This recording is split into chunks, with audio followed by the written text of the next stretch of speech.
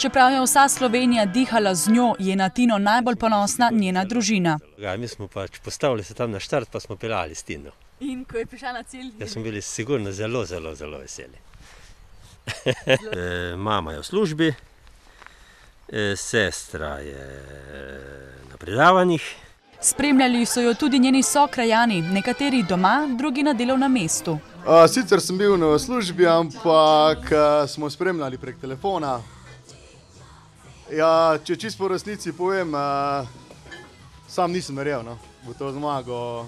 Me je presenetila zelo, Tina je naš ponos. Da smo pa ja tako navdušeni. Ja, cel dan ni bil kaj drugega, ko pa samo Tina. Ja, jaz sem tek ploskala, srečni smo bili. 3 stvari, ko so v Črni, dobre. Borovnice lepe rastejo, gobe so lepe, pa Tina ima fajn vozi.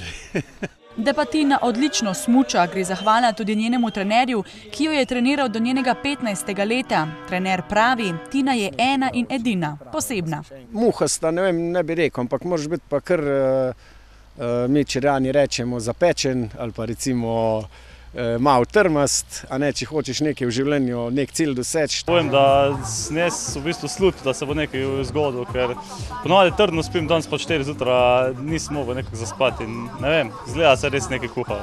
Bdenje krajanov Črne je bilo poplačano zabavo, na kateri je bilo slišati le njeno ime.